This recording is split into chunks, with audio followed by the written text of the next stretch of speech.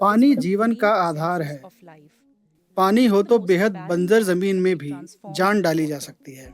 धुन के पहले एपिसोड में हमने जाना कि जमीन पर पानी आने से कैसे उसकी दशा बदल गई। इस दूसरे एपिसोड में हम जानेंगे कि कैसे यह जमीन बायोडाइवर्सिटी के लिए जन्नत बन गई।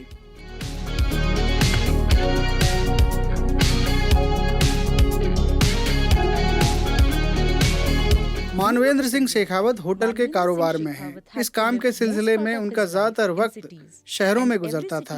वे जिस भी शहर गए वहां एक जैसी इमारतें, एक जैसे डिजाइन, एक जैसी जल प्रबंधन प्रणाली और वही पुरानी समस्याएं दिखी। जब उन्होंने अपनी आंखों के सामने एक ऐसी जमीन देखी जो पानी से भरी हुई थी, इसमें उन्हें अपार संभावनाएं नजर आईं। मुझे लगता है कि ज्यादातर आबादी शहरों में पलायन कर रही है क्योंकि वहाँ आर्थिक अवसर हैं। और अगर हमारे शहर रहने लायक नहीं होंगे, महंगे होंगे और टिकाऊ नहीं होंगे तो शहरों के औचित्य के बारे में हमें सोचना पड़ेगा। खासकर हमें रहने लायक पर्यावरण बनाने के बारे में विचार करना होगा।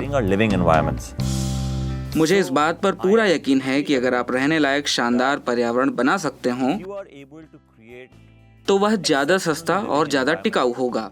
रहने लायक पर्यावरण एक अहम सवाल है जिसका समाधान होना चाहिए। यह ऐसा व्यापार भी है जिसका विस्तार किया जाना चाहिए। मुझे इस पर पूरा भरोसा है। लेकिन इतने बड़े आकार में कुदरत से तालमेल वाली वैकल्पिक प्रणाली बनाना आसान नहीं होता। हालांकि वहाँ पानी था, लेकिन मिट्टी में फ्लोराइड और सॉल्ट की मात्रा बहुत ज्यादा थी। मानवेंद्र ने ऐसे लोगों से मुलाकात की जो जमीन की दशा सुधारने में मदद कर सके। जब हम यहाँ आए थे तो पहली बात हमने ये कही थी कि हमें वनस्पति पैलेट चाहिए। पैलेट ऐसी प्रजातियों की सूची है जो स्थानीय हो, साथ ही जो इस स्थान में आसानी से ढल सके और आक्रामक न बन पाए।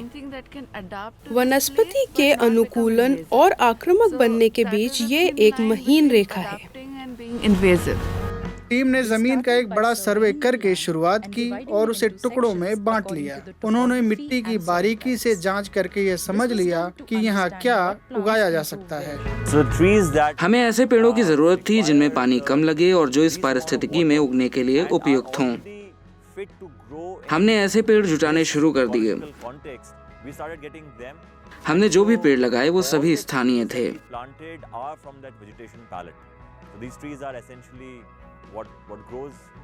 यहाँ खेजड़ी, देसी बबूल, सिंजना, जाल की कुछ प्रजातियाँ, सफेद सिरेज, काला सिरेज, जामुन, बेर, खैर आदि बहुत अच्छे से उग गए। टीम ने देसी पेड़ों की करीब 108 प्रजातियां जुटाईं और उन्हें लगाने से पहले नर्सरी में उनकी देखभाल की। And grew them with care in their own nursery before transplanting them into the land. उन्होंने मिट्टी में सुधार के लिए आसपास के मवेशियों को चरने के लिए बुलाया। To boost the health of the soil. हमने सारी जमीन आसपास की सभी गौशालाओं के लिए खोल दी ताकि चराई की ऐसी पद्धति विकसित की जा सके जिसमें पशु कुछ स्थान पर थोड़ी दूर रुकें और फिर आगे बढ़ जाएं। हम उन्हें चराई योग्य स्थानों पर आगे बढ़ाते रहे। इससे मिट्टी की कठोरता को कम करने में बड़ी मदद मिली। इनमें रेगिस्तान इलाकों में पनपने वाली घास की पारंपरिक प्रजातियां भी थीं। इन घासों ने नाइट्रोजन फिक्सेशन में अहम भूमिका निभाई और प्रवासी पक्षियों को आकर्षित किया। अगर मैं रेगिस्तानी परिस्थितिकी की बात करूं तो यहाँ घास के मैदानों की बहुत बड़ी भूमिका है। यहाँ बुई है, सेवन है जिसे पशु पसंद करते हैं। यहाँ ढेंचा है जो नाइट्रोजन फिक्सिंग करती है। यहाँ कांसा है, डेडोन है। यहाँ घास उगने के बाद मिट्टी की गुणवत्ता में सुधार होने लगा। जमीन में पानी का रिसाव बहुत बढ़ गया। कुओं में पानी आ गया।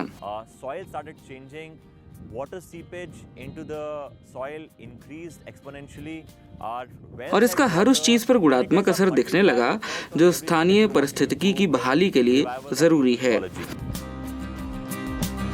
आज धुन में करीब 70 तरह के देसी पेड़, झाड़ियाँ और घास की प्रजातियाँ हैं। मानवेंद्र अपने परिवार के साथ यहाँ रहते हैं।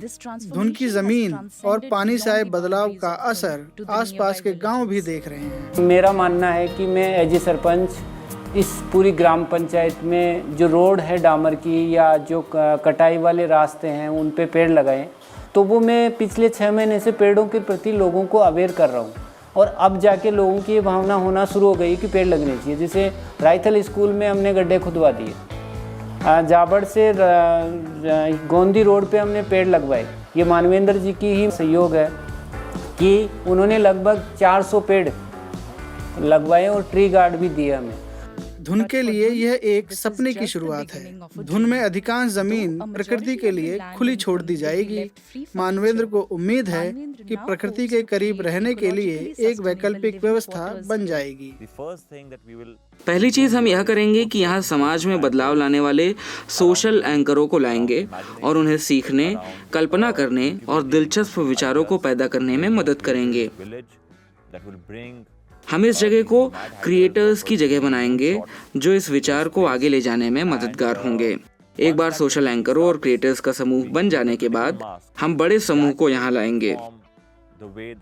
यह समूह आगे बताएगा कि क्यों ऐसे स्थानों की हर जगह जरूरत है। हम ऐसा मॉडल बनाने की कोशिश में हैं जो पर्यावरण और अर्थव्यवस्था दोनों के लिहाज से उपयुक्त हो। यहाँ राजस्थान के भूले बिसरे व्यंजनों को पुनर्जीवित करने के लिए एक एकेडमी बनेगी। साथ ही यहाँ नए विचारों को रखने वाले कलाकारों को भी पनाह मिलेगी। यह सब कुदरत से कदम ताल करते हुए होगा।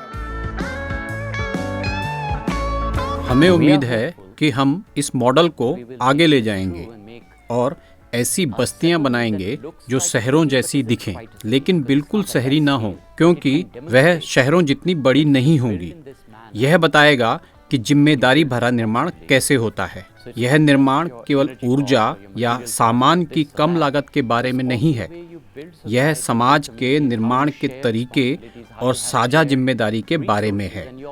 इस बारे में है कि आप साझा संसाधनों का सम्मान कैसे करते हैं। अब आप तय कीजिए कि आपको यह करना है या नहीं।